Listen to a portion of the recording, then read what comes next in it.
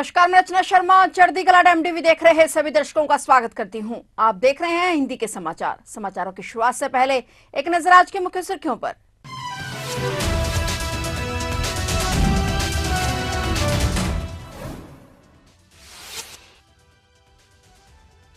पूज्य बापू को उनकी श्रद्धांजलि पर नमन। पीएम मोदी ने राष्ट्रपिता महात्मा गांधी को किया नमन। राष्ट्रपिता महात्मा गांधी की आज 70वीं पुण्यतिथि।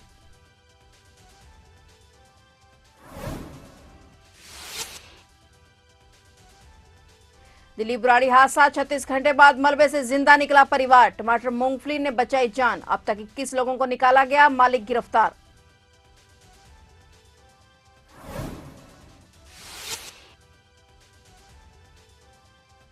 वाशिंगटन डीसी में बड़ा विमान हादसा, आपस में टकराए यात्री विमान और सेना का हेलीकॉप्टर, कई लोगों की हुई मौत।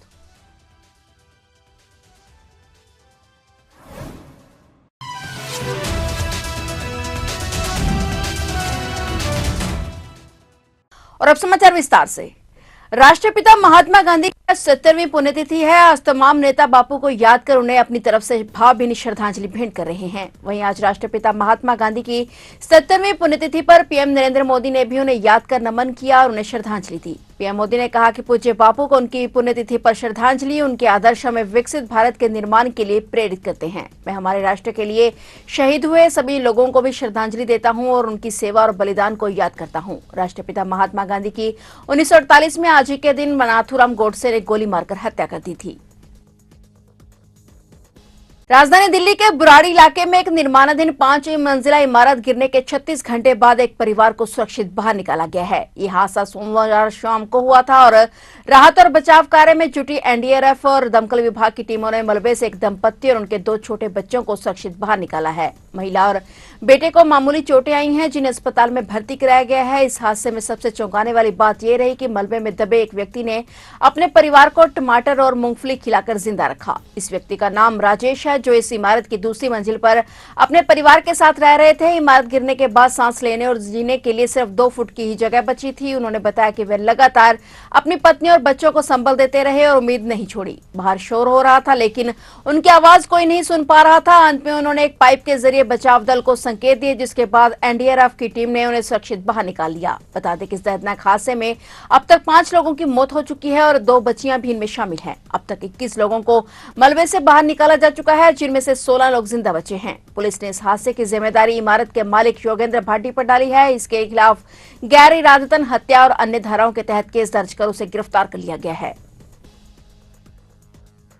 वाशिंगटन डीसी के पास अमेरिका में एक बड़ा विमान हादसा हुआ है, जिसमें एक यात्री विमान और सेना का हेलीकॉप्टर आपस में टकरा गए। यह हादसा वाशिंगटन डीसी के नजदीक रीगन वाशिंगटन राष्ट्रीय हवाई अड्डे के पास हुआ। हादसे के बाद विमान नदी में गिर गया। एयरलाइन सूत्रों के अनुसार विमान में 60 यात्री सवार थे, जिनमें से कई लोगों की मौत हो गई। पीएसए एयरलाइंस का एक यात्री विमान, जो अमेरिकन एयरलाइंस की सहायक कंपनी के तहत ऑपरेट होता है, हवा में उड़ान भरते समय सेना के हेलीकॉप्टर से टकरा गया। टक्कर इतनी जबरदस्त थी कि विमान नियंत्रण खो बैठा और सीधे नदी में जा गिरा। जिस विमान की दुर्घटना हुई उसमें कुल 65 यात्रियों के बैठने की क्षमता थी। हवाई अड्डे पर सभी उड़ानें रोकी और गई और दर्दनाक हादसे के बाद वाशिंगटन डीसी के रीगन वाशिंगटन राष्ट्रीय हवाई अड्डे पर सभी टेक ऑफ और लैंडिंग को तुरंत रोक दिया गया। एयरपोर्ट प्रशासन ने सुरक्षा कारणों से यह कदम उठाया है ताकि स्थिति को बेहतर ढंग से संभाला जा सके।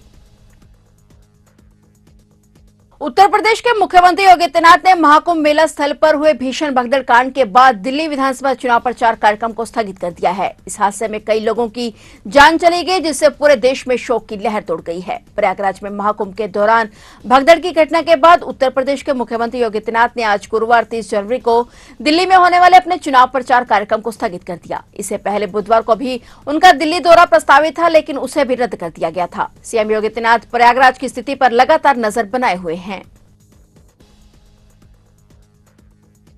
यमुना में जहर वाले बयान पर आप मुखिया अरविंद केजरीवाल ने चुनाव आयोग के नोटिस के जवाब को दाखिल कर दिया है। उन्होंने इस जनहित के लिए की गई टिप्पणी बताया और अपने 14 पन्नों के जवाब में अरविंद केजरीवाल ने कहा कि यह बयान दिल्ली में पीने के पानी की बिगड़ती गुणवत्ता से संबंधित था, जो तत्काल और चिंताजनक पब्लिक हेल्थ क्राइसिस को लेकर किया गया था। रिपोर्ट्स के मुताबिक केजरीवाल ने अपने जवाब में यह भी कहा कि राजधानी दिल्ली पड़ोसी राज्य हरियाणा से मिलने वाले कच्चे पानी की आपूर्ति पर निर्भर है। खराब पानी की गुणवत्ता के बारे में दिए गए बयान हरियाणा से मिलने मिलने वाले कच्चे पानी में गंदगी को उजागर करने के लिए किए गए थे। आपके मुखिया ने कहा कि हरियाणा से मिलने वाला कच्चा पानी अत्यधिक दूषित और जहरीला है। इस पानी में इतनी गंदगी होती है कि दिल्ली में वाटर ट्रीटमेंट प्लांट भी इसे संशोधित करने में असमर्थ हैं। अगर इस तरह के जहरीले पानी को लोगों के पीने की मंजूरी दे दी जाए तो इससे उनके स्वास्थ्य के लिए गंभीर खतरा हो सकता है और इससे उनकी जान भी जा सकती है। खबरों की माने तो अरविंद केजरीवाल ने अपने जवाब में यह भी लिखा है कि उनके बयान को विभिन्न ग्रुपों के बीच दुश्मनी भड़काने या राष्ट्रीय एकता के लिए हानिकारक नहीं कहा जा सकता।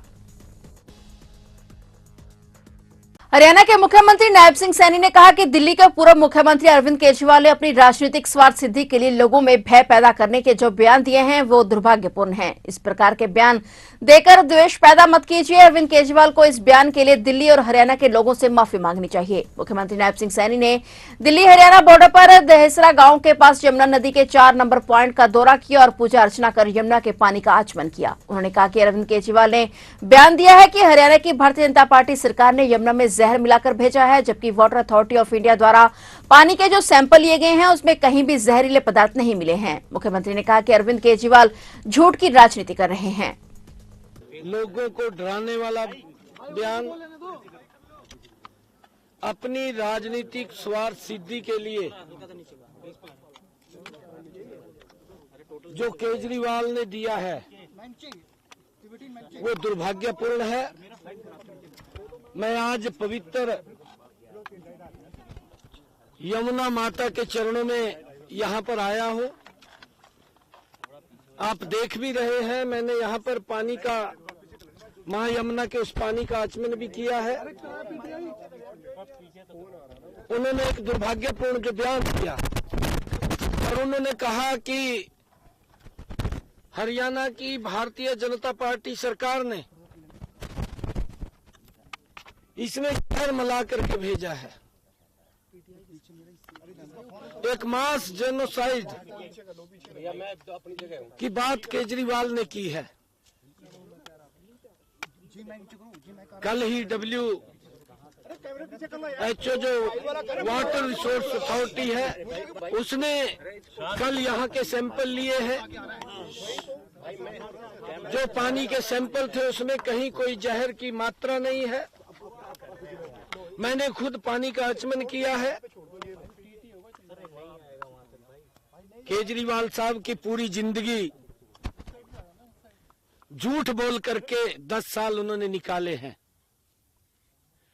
अपने उन कामों से वो बचना चाह रहा है जो वादे उसने दिल्ली की जनता के साथ 10 वर्ष पहले किए थे। आगामी 13 फरवरी को शंभू मोर्चे को पूरा 1 साल हो जाएगा। पिछले साल दिल्ली कूच करने के लिए किसानों को यहां रोक दिया गया था और तब से किसान यहीं पर डेरा लगाकर बैठे हुए थे। पिछले 1 साल से शंभू, खनौरी और टिकरी बॉर्डर पर किसानों ने मोर्चा लगाया हुआ है। किसान नेता सरवन सिंह पंदेर का कहना है कि किसान आंदोलन तब तक जारी रहेगा जब तक सरकार उनकी मांगों को पूरा नहीं करती। ਜਿਹੜਾ ਅਸੀਂ ਐਲਾਨ ਕੀਤਾ ਸੀਗਾ ਦੋਵਾਂ ਫੋਰਮਾਂ ਨੇ ਕਿ ਇਹ ਮੋਰਚੇ ਨੂੰ ਤੇਜ਼ ਕਰਨਾ ਵਾ, ਤਿੱਖਾ ਕਰਨਾ ਵਾ, ਉਹਦੇ ਤਹਿਤ ਬਿਆਸ ਤੋਂ 1 ਸਾਲ ਪਹਿਲਾਂ ਵੀ ਤੁਹਾਨੂੰ ਪਤਾ ਹੋਊਗਾ ਕਾਫਲਾ ਆਪਾਂ ਤੋਰਿਆ ਸੀਗਾ। ਇਸੇ ਬਿਆਸ ਤੋਂ ਅੱਜ ਵੀ ਕਾਫਲਾ ਸੀ ਤੋਰਿਆ ਹੈਗਾ ਵਾ ਔਰ ਇਹ ਕਾਫਲਾ ਤੋਰਨ ਦਾ ਮਨੋਰਥ ਇਹ ਸੀਗਾ ਵੀ ਨਾ ਮੋਦੀ ਜੀ ਅਸੀਂ ਅੱਕੇ ਆ ਤੇ ਨਾ ਥੱਕੇ ਆ, ਠੀਕ ਹੈ ਜੀ, ਔਰ ਨਾ ਸਾਡੇ ਹੌਸਲੇ ਕਿਤੇ ਘਟੇ ਆ। ਸਾਡਾ ਨਿਸ਼ਾਨਾ ਸਾਨੂੰ ਜਿੱਤੇ ਆ, ਬੇਸ਼ੱਕ ਨਿਸ਼ਾਨਾ ਅਜੇ ਪੂਰਾ ਨਹੀਂ ਹੋਇਆ। MSP ਲੀਗਲ ਗਰੰਟੀ ਕਾਨੂੰਨ ਅਸੀਂ ਲਵਾਂਗੇ। ਦੇਸ਼ ਦੇ ਕਿਸਾਨ ਮਜ਼ਦੂਰ ਨੂੰ ਕਰਜ਼ਾ ਮੁਕਤ ਕਰਾਵਾਂਗੇ। ਆਦੀਵਾਸੀਆਂ ਦੀ ਸੰਵਿਧਾਨ ਦੀ 5ਵੀਂ ਅਨੁਸੂਚੀ ਆਉ ਲਾਗੂ ਹੋਊਗੀ। ਨਰੇਗਾ ਵਾ ਮਜ਼ਦੂਰਾਂ ਦੀ ਉਹ 200 ਦਿਨ ਲੈਣੀ ਹੈਗੀ ਆ। ਲਖੀਮਪੁਰ ਖੀਰੀ ਦਾ ਔਰ ਜਿਹੜੇ ਭਾਜਪਾ ਨੇ ਸ਼ੁਭਕਰਨ ਦੇ ਖੂਨ ਨਾਲ ਹੱਥ ਰੰਗੇ ਉਹਦਾ ਇਨਸਾਫ ਲੈਣਾ। ਜਿਹੜੀ ਹਰਿਆਣੇ ਦੀ ਸਰਕਾਰ ਤੇ ਮੋਦੀ ਨੇ ਰਲ ਕੇ ਗੋਲੀ ਬਰਾਈ ਸਾਡੇ ਨੌਜਵਾਨ ਨੂੰ। ਸਾਰੇ ਦੇਸ਼ ਦੇ ਕੇਸ ਆ ਵਾਪਸ ਲੈਣੇ ਆ। ਫਸਲੀ ਬੀਮਾ ਯੋਜਨਾ ਵਾ ਸਾਡੀ, ਇਹ 12 ਮੰਗਾਂ ਨੇ। ਔਰ ਇਹ ਤੋਂ ਕਾ ਜਿਹੜਾ ਨਵਾਂ ਖਲੜਾ ਕਾਨੂੰਨ ਲੈ ਕੇ ਆਈ ਸਰਕਾਰ ਮੰਡੀ ਬੋਰਡ ਨੂੰ ਨਿੱਜੀ ਹੱਥਾਂ ਵਿੱਚ ਦੇਣ ਦਾ, ਮੰਡੀਕਰਨ ਦੀ ਪਾਲਿਸੀ, ਉਹਦੇ ਵਿਰੁੱਧ ਵੀ ਸਾਡਾ ਅੰਦੋਲਨ ਜਾਰੀ ਹੈਗਾ ਵਾ। ਤਾਂ ਨਿਸ਼ਾਨਾ ਸਾਨੂੰ ਕਲੀਅਰ ਆ। ਤਾਂ ਇਸ ਕਰਕੇ ਵੀ ਜੇ ਮੋਦੀ ਜੀ ਮੰਨ ਲਓ ਨੇੜੇ ਭਵਿੱਖ ਵਿੱਚ ਅੰਦੋਲਨ ਨੂੰ ਨਹੀਂ ਸਮਾਪਤ ਕਰਨ ਵਾਲੇ ਪਾਸੇ ਵੱਧਦੇ, ਮੰਗਾਂ ਨਹੀਂ ਮੰਨਦੇ, ਅਗਲੇ ਸਾਲ ਵੀ ਇੱਥੋਂ ऐसे चढ़ती कला ना जावा। बीएसपी नेता हरबिलास सिंह रज्जू माजरा हत्याकांड में पुलिस ने बड़ी कार्रवाई की है। अंबाला पुलिस और एसटीएफ ने मुठभेड़ में आरोपी सागर को मार गिराया है। फायरिंग में 2 से 3 पुलिसकर्मी भी घायल हुए हैं। घायल पुलिसकर्मियों को अस्पताल में भर्ती कराया गया है। अंबाला के नारायणगढ़ में बसपा के प्रदेश सचिव और विधानसभा चुनाव लड़ चुके 41 वर्षीय हरबिलास रज्जू माजरा की 24 जनवरी को 5 गोलियां मारकर हत्या कर दी गई थी। वारदात शहर के बीचों बीच आलूवालिया पार्क के पास हुई थी। तो आप देख रहे थे हिंदी के समाचार और नए समाचारों के साथ फिर से हाजिर होंगे। तब तक के लिए देखते रहिए चढ़ती कला टाइम टीवी।